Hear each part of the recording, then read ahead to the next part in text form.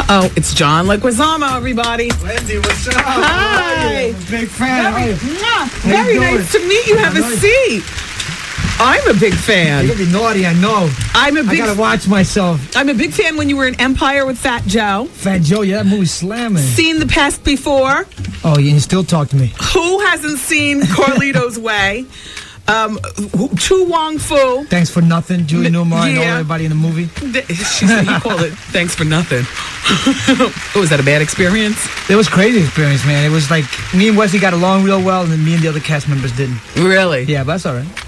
Well, I mean, you know. It can't all go good for you all the time. How is it? All right, so you are casted for The Honeymooners. Have you started filming that yet? Done. It's Done. wrapped. And that's with They Cramden already as tested it, baby. As dude. Cedric is Jackie Gleason. Yeah. He thinks he's Jackie Gleason, and I started to believe he was too. Wow, he's that good at He's it. corpulent. He's classy. Yeah. He's jocular. And let me. Is that for the big screen or is that going to be? That's the big screen, baby. The big summer flick. Wow. Mike Epps is Norton. Nice. Norton. Epps is a friend of the show too. Epps is hilarious. That cat is crazy. I love him. So now you have your new movie. John Leguizamo's here, everybody. Now you are Emmy nominated, Tony Award winning, or is it the other way around? Tony nominated, Emmy winning. Look at that. Yeah, it's the opposite. Yeah. Way. I got something out of it. Yeah. Well, I mean, that's what year did you win your Emmy? What did I win my Emmy? I don't even remember anymore. That long ago. It was like 99 or something like that, 2000, something like that. Yeah. Do you prefer like the one-man show thing, or do you prefer acting on the big screen for movies? You know, I'm a lazy man, so I'm going to say movies. Movies are easy. You just go in there, you play, you have a great time. You go home, you make sure your check doesn't bounce. Yeah. Well, you know, yeah. You got to watch who you work with for those, right? All the time, man. I got to watch your back. So are you married? Do you have kids? I just got married. Wow. A year ago. You're not wearing a ring. I lost it. Did you really? Or you just have never worn one? No, I lost it. It was like, you know, you're an actor. I'm an actor. You're in a movie. I got to change my wardrobe and take the ring off all day long. All the time. So, my wife isn't happy about that. Yeah. So where do you call home now? Manhattan. Yeah. Nice. You guys got kids? We got 2 of them, yeah. Latin twins. Yeah. 11 months apart. Are you Puerto Rican, Mexican? Half Colombian, half Puerto Rican. Colombian, okay. Yeah. And half Puerto Rican. And you were raised... Colomboricua. Yeah. It's a mad mix. Be careful. Don't get me upset. What about your wife? What is she? She's a nice little white Jewish girl. Oh, really? Yeah. What, she got money? No, I got the money. That's all right. Yeah. One of us better have it. How was it when, like, guess who's coming to dinner? You know, she brought you home. Her parents were all cool, you know. They were like, "Oh, we love your movies. We love you. You're wonderful." And Good. they were hugging and kissing, and it was like, "Oh my God, this is great." Good. Did they pay for the wedding? No, I did. Yeah. I got the money, so I paid for everything. Yeah, it's the all big right. to do. It's all right. I'll pay for yours when you get married. When are you gonna get married? Well, I am married. I've been married for 6 years. When And we you went get married to the again, Justice get married of the again. Peace. We do it like everybody does. Renew your vows, as they say. Like Madonna and Guy are supposedly in the Renewing? process of... Yeah, and Nick and Jessica, even though they're still being called newlyweds, they want to renew their vows too. Listen, can you help me with something? Because you were in too long. Like you need help. Come on. Well, what do you need help for? I got to tell you something. Give me my... John needs headphones so he can relate to Woody. And who's Woody? Woody's talking to me? Woody is my male alter ego. Oh, I'm afraid of that. So I was talking. Well, you know what? Though sometimes, like you're gonna get naughty. My friends told me, "Be careful. You're going on Wendy Williams." No, it's a cakewalk for you. No, they said, "Be careful." I'm gonna be careful. All right, now if you hit Woody, is it gonna filter through John's mic? I'm gonna change the direction. Okay, let me see. Hit Woody. All right, John. Oh, you got that look in your eye. Yeah. I'm gonna start this over again, okay? Just to catch you up to speed. Yes, I would like advice from Woody. I'm a 27-year-old big woman, and I wear a size 13 shoe. I'm 6 feet tall, and I'm not necessarily fat, but I'm big bone. All my big life, bone like a dinosaur. Well, you know, she says all her life she's been subjected to stares and name-calling and stereotypes. Being a dyke, not a lesbian, but a dyke. John, you know the difference.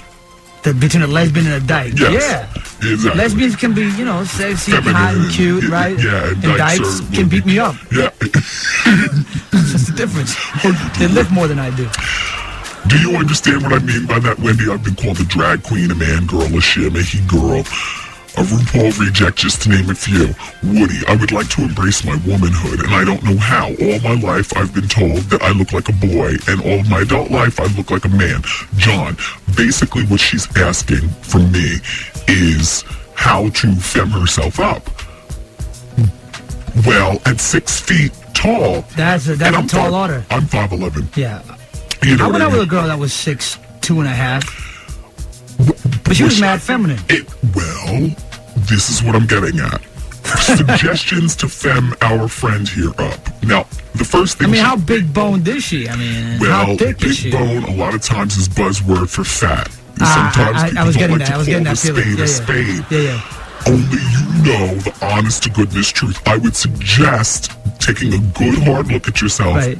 But a lot of dudes don't mind a lot of, a little jelly, a little. They don't mind it if it's on 5 feet 8. Well, you got to go out. There's a lot of little guys that like big women, They want the challenge. If they can climb her, they can have her, you know what I'm saying? She doesn't want to be a freak show anymore. First of all, you will always be a freak show. You're 6 feet tall, you're walking down the street. Take it from somebody who knows. I work with this woman, that Wendy, and she's 5'11". There's no hiding that. She also goes on to say she loves capris, mini skirts, tight blouses, and heels. Whoa. But she doesn't want the heels to make her even taller. Why?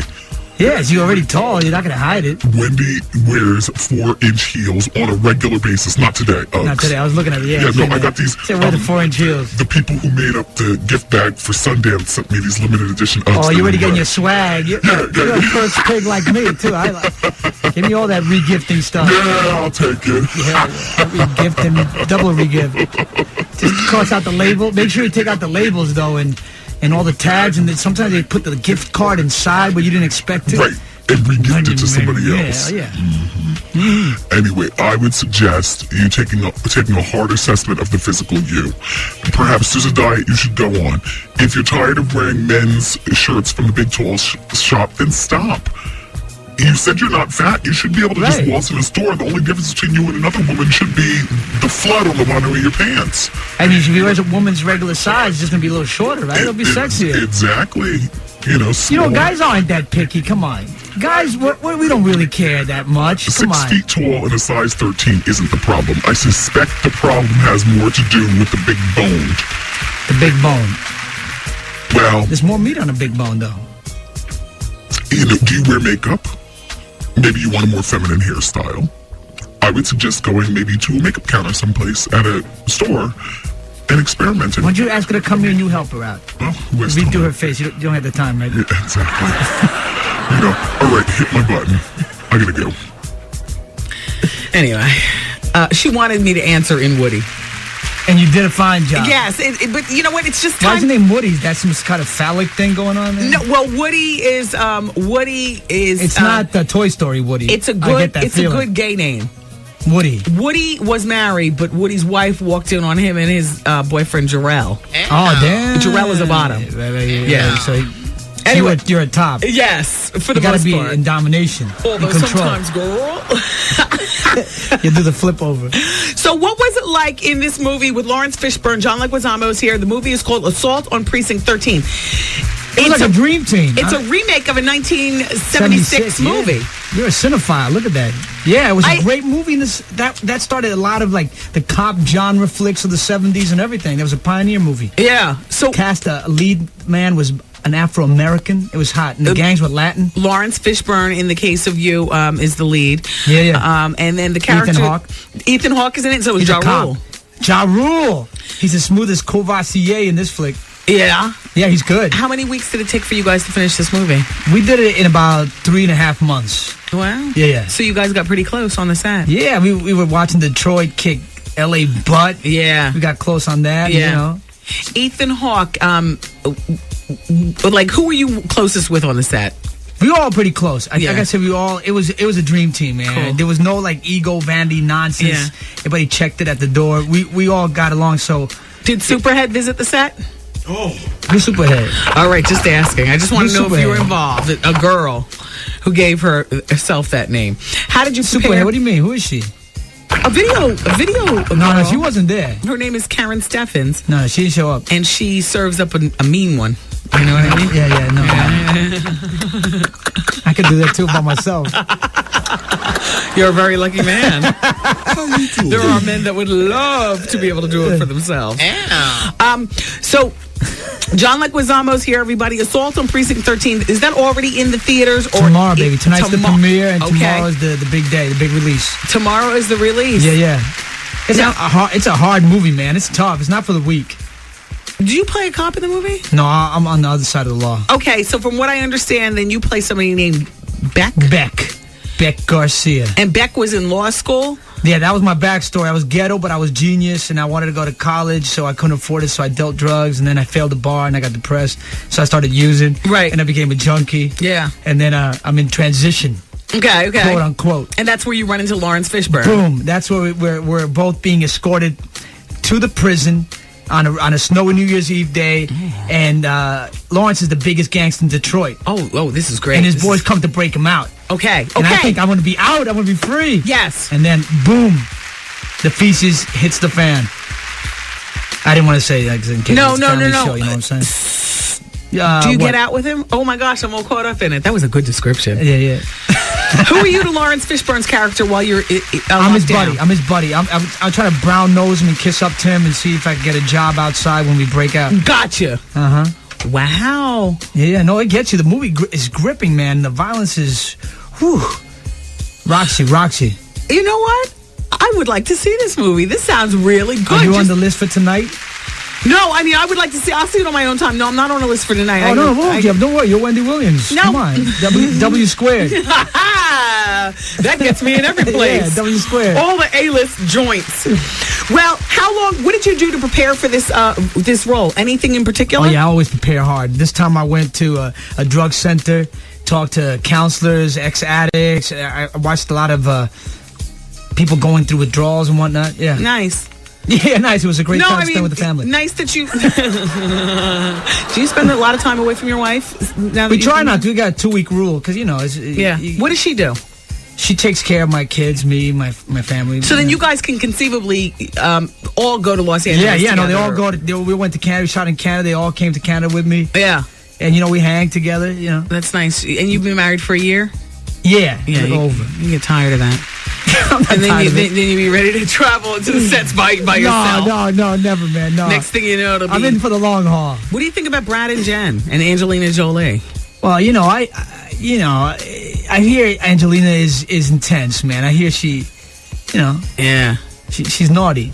Naughtier than you. I hear she's naughty, and when she has an idea in her mind, you're not gonna change that. And you know what? I got to tell you something. I don't know whether I conveyed this to the listeners or not, but I suddenly believe that this affair had more to do with the breakup of this marriage than Jen not wanting to have children at this particular time. You think?